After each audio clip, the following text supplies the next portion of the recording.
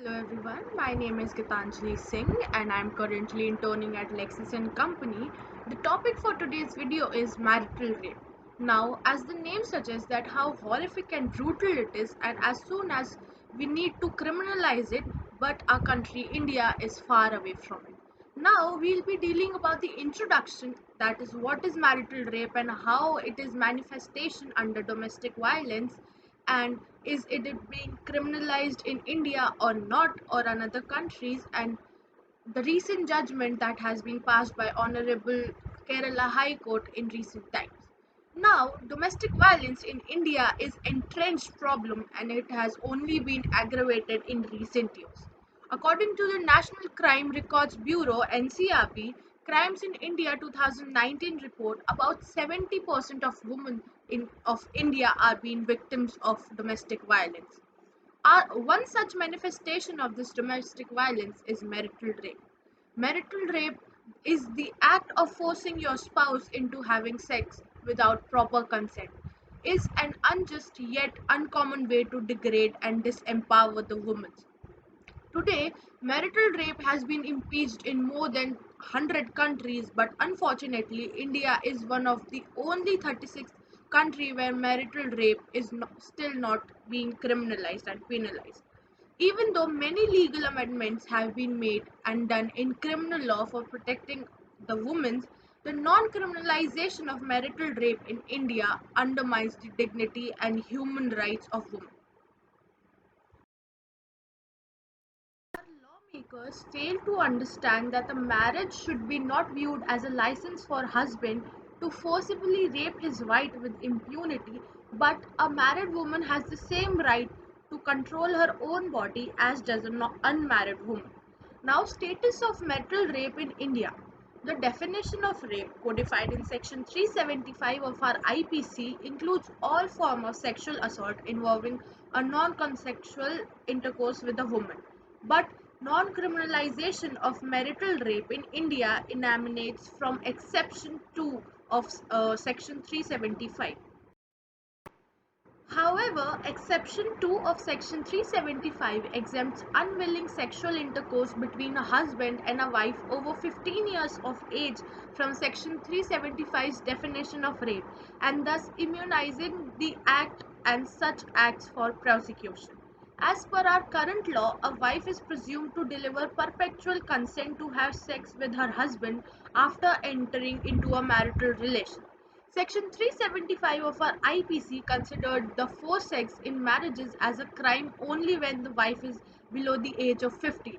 Thus, marital rape is not a criminal offence under IPC for over 15 years of age, 15 years age woman. Marital rape victims have to take recourse to the Protection of Women from Domestic Violence Act of 2012. Now, it is being explained in the doctrine of conjecture that non-criminalized nature of marital rape emanates from British era. The marital rape largely influenced and derived from this doctrine of merging the woman's identity with that of her husband. At the time when IPC was drafted in 1860, a married woman was not considered as an independent legal entity. The marital exception of IPC's definition of rape was based on Victorian patriarchal norms that did not recognize men and women as equals and did not allow married women to own a property and merge the identities of husband and wife under the doctrine of convention. Now, as it has to be criminalized, it is been highly violative of our fundamental rights also. It is violative of Article 14, that is, right to equality enshrined in Article 14 of our Indian Constitution. The exception creates two classes of women based on their marital status and immunizes the action perpetrated by men against their wives. In doing so, the exception makes possible the victimization of married women for no reason other than their marital status, while protecting unmarried women from the same of acts. Now, it has been also violative of Article 21, that is right to life. According to a creative interpretation by our Supreme Court, rights enshrined in Article 21 includes right to health, privacy, dignity, safe living conditions, safe environments, among others. Now, in the case of State of Haryana versus Krishnappa, the Honorable Supreme Court held that sexual violence, apart from being dehumanizing act, is an unlawful intrusion of right to privacy and sanctity of the female. In the same judgment, it was also held that non-consensual sex intercourse amounts to physical and sexual violence. In the case of Suchita Srivastava versus Chandigarh administration, the Supreme Court equated the right to make choices related to sexual activity with the rights to personal liberty, privacy, dignity, and bodily integrity under Article 21 of our Indian Constitution. In the famous and landmark case of Justice K. Putvasamy versus Union of India, Supreme Court recognized the right to privacy as a fundamental right of all Indian citizens. The right to privacy includes decisional privacy reflected by an ability to make intimate decisions primarily consisting of one's sexual or procreative nature and decisions in respect of intimate relations. In all these judgments, the Supreme Court has recognized the right to abstain from sexual activity for all women, irrespective of their marital status, as a fundamental right conferred by under Article 21 of our Constitution. Therefore, forced sexual cohabitation is a violation of our fundamental right under Article 21. The Supreme Court and High Court have flooded various judgments challenging the writ petition and the constitutionality of Exception 2 of Section 375.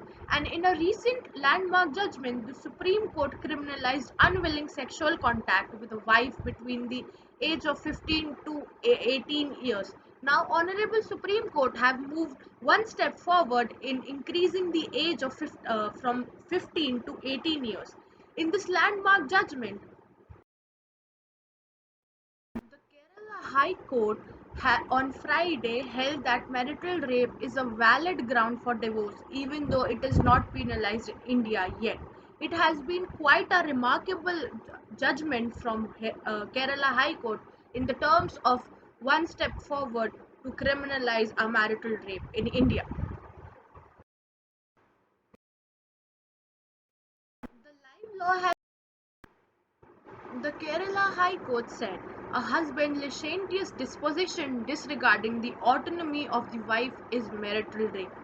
Albeit such conduct cannot be penalized, it falls in the frame of physical and mental cruelty. A division bench of Justice A. Muhammad Mustiq versus Justice Kausar Edapagat observed that merely because the law does not recognize marital rape under penal law, it does not inhibit the court from recognizing the same as a form of cruelty to grant a divorce. We therefore are of view of that the marital rape is a good ground to claim divorce.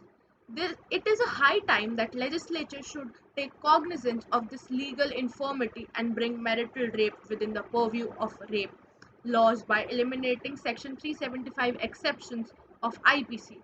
Now, rape is rape, irrespective of the identity of the perpetrator, the age of the survivor. A woman who is raped by a stranger bans lives, lives with her memory of horrible remarks, but a woman who is raped by her own husband bans live with her rapist. A penal law handed down from British era have by and large remained untouched even after 73 years of our independence. But nonetheless, English laws have been amended and marital rape was criminalized way back in 1995. But no, no Indian government has, however, far shown concern to an active interest in remedying this problem.